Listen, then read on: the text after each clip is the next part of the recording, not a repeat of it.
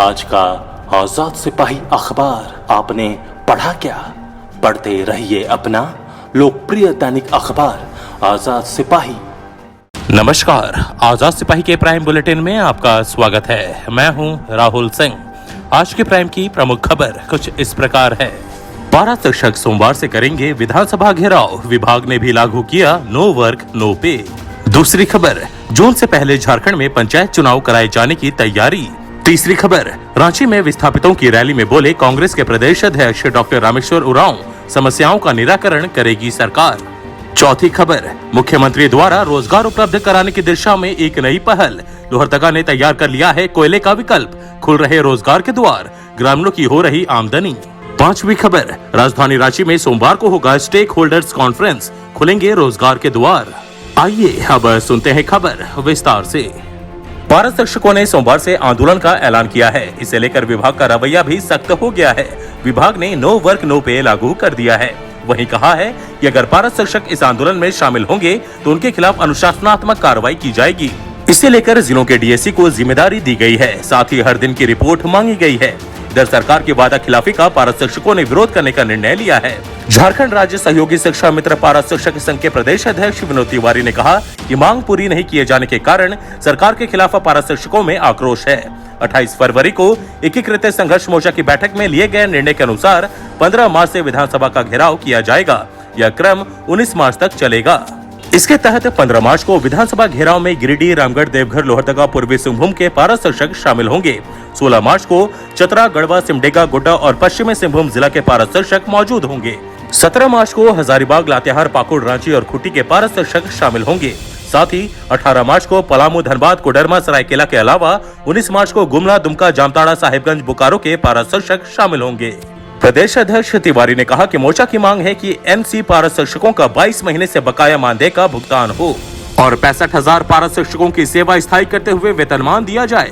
TET उत्तीर्ण को प्राथमिक शिक्षक बनाया जाए। परीक्षा में हर साल 5 अंक का वर्किंग एक्सपीरियंस दिया जाए।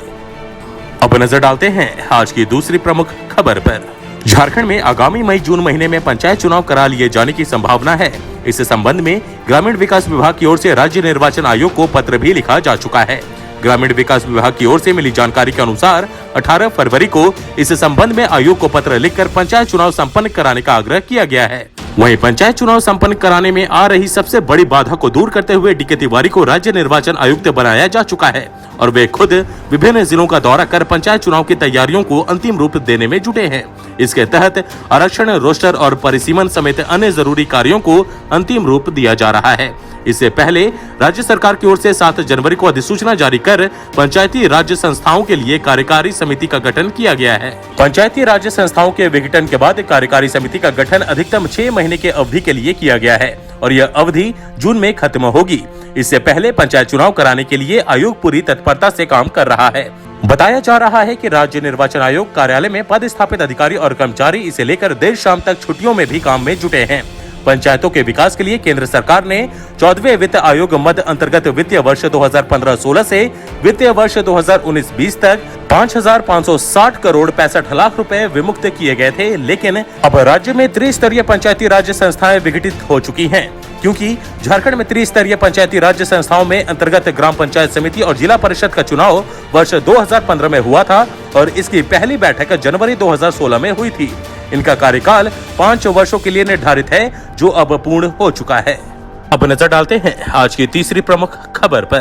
कांग्रेस प्रदेश अध्यक्ष सह मंत्री डॉक्टर रामेश्वर उरांव ने कहा कि वे एचसी विस्थापितों की समस्या और दर्द को बहुत करीब से जानते हैं। जब वे राष्ट्रीय अनुसूचित जनजाति आयोग के अध्यक्ष थे तो उस समय उन्होंने विस्थापितों के सभी 32 गाँव का भ्रमण कर रिपोर्ट तैयार किया था। इसे लागू कराकर इनकी समस्याओं को हल किया जा सकता है। मंत्री रामेश्वर उरांव एचसी हटिया विस्थापित परिवार समिति के तत्वाधान में विस्थापितों के हक, अधिकार एवं पुनर्वास की मांग को लेकर पुराने विधानसभा मैदान में आयोजित रैली में बोल रहे थे। उन्होंने कहा कि झारखंड में हेमंत सोरेन के नेतृत्व में चल रही सरकार एचसी के विस्थापितों के साथ साथ राज्य भर के विस्थापितों की समस्याओं का निराकरण करेगी। मौके पर विधायक बंधु तिर्की ने कहा कि उन्होंने गाँव का दौरा कर विस्थापितों की समस्याओं को समझा है। आज भी कई विस्थापित गाँव की महिला बाहर में शौच करने को विवश है। उन्हें किसी भी प्रकार की मूलभूत सुविधाएं प्राप्त नहीं हुई हैं और विस्थापित 2ym दर्जे के नागरिक बनकर रह गए हैं। 32 गांव के विस्थापितों को उनकी जमीन के बदले 10 से 20 डिसमिल जमीन उन्हें दी गई थी। परंतु आज भी उन्हें भूमि का पट्टा नहीं दिया गया। इससे उनके बाल बच्चों का जाति आवासीय प्रमाण पत्र भी नहीं बन पा रहा है। सरकार को चाहिए कि जल्द से जल्द विस्थापित आयोग का गठन करें और इनकी समस्याओं को जल्द से जल्द हल करें। पूर्व केंद्रीय मंत्री सुबोध सहाय ने कहा कि जब वे सांसद और केंद्रीय मंत्री थे तो वर्ष 2013 में विस्थापितों के पक्ष में कानून बनवाने का काम किया था। उन्होंने कहा कि जो नई विधानसभा बनी है उसका शिलान्यास के लिए केंद्रीय मंत्री के हैसियत से वे वहां पहुंचे थे तो सबसे पहले उन्होंने वहां धरना प्रदर्शन में शामिल विस्थापितों से मिले थे। उन्होंने कहा कि वर्तमान सरकार से उम्मीद बहुत है और सरकार विस्थापितों के साथ न्याय जरूर करेगी। अब नजर डालते हैं आज की चौथी प्रमुख खबर पर। मुख्यमंत्री हेमंत सोरेन द्वारा रोजगार उपलब्ध कराने की दिशा में नई पहल के सकारात्मक परिणाम मिलने लगे हैं। मुख्यमंत्री की अभिनय सोच और कार्य योजना से कोयले और लकड़ी का विकल्प ब्रिकेट झारखंड में तैयार किया गया है। जी हां, ऐसा हुआ है। राज्य के आकांक्षी जिले की सूची में शामिल सबसे छोटा जिला लोहरदगा में यहाँ सिर्फ ब्रिकेट तैयार ही नहीं हुआ बल्कि किसको प्रखंड अंतर्गत पाखर पंचायत के तीसिया गांव में ब्रिकेटिंग प्लांट की स्थापना कर उत्पादन भी शुरू कर दिया गया है। वह दिन अब दूर नहीं जब लोहरदगा जैसा पिछड़ा जिला ब्रिकेट का उत्पादन कर पावर प्लांट, उद्योगों, ढाबों, ईंट भट्टों, होटल और घरेलू कार्यों में ईंधन के रूप में आपूर्ति करने में सक्षम होगा। ब्रिकेट इको फ्रेंडली होने के साथ ताप और व्यय जैसे बिंदुओं पर भी कोयले की तुलना में अधिक गुणवत्तापूर्ण है। अब नजर डालते हैं आज की पांचवी प्रमुख खबर पर। उद्योगपतियों को आमंत्रित करने की गरज से स्टेक होल्डर्स कॉन्फ्रेंस का आयोजन सोमवार को बीएनआर चाणक्य में होगा। इसमें कई उद्योगपति शामिल होंगे। उद्योग विभाग ने इसकी तैयारी पूरी कर ली है। इसके अलावा सरकार के कई आला अधिकारी भी इसमें शामिल होंगे। उद्योग विभाग द्वारा सरकार की नीतियों की जानकारी दी जाएगी। झारखंड इंडस्ट्रियल एवं डेवलपमेंट प्रमोशन पॉलिसी 2021 के प्रारूप से उद्योगपतियों को अवगत कराया जाएगा। सरकार ने तय किया है कि जो भी उद्योगपति उद्योग लगाएंगे उन्हें सरकार की ओर से पूरी मदद की जाएगी। साथ ही 5% का अनुदान भी दिया जा सकता है।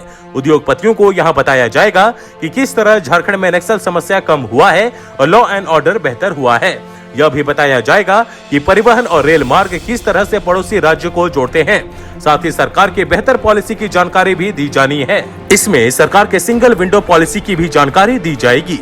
आज के आजाद सिपाही के प्राइम बुलेटिन में बस इतना ही। देश विदेश की तमाम बड़ी खबरों के लिए आप पढ़ते रहिए अपना लोकप्रिय दैनिक अखबार आजाद सिपाही। और हाँ, आप हमारे इस YouTube चैनल को जरूर सब्सक्राइब करें। धन्यवाद।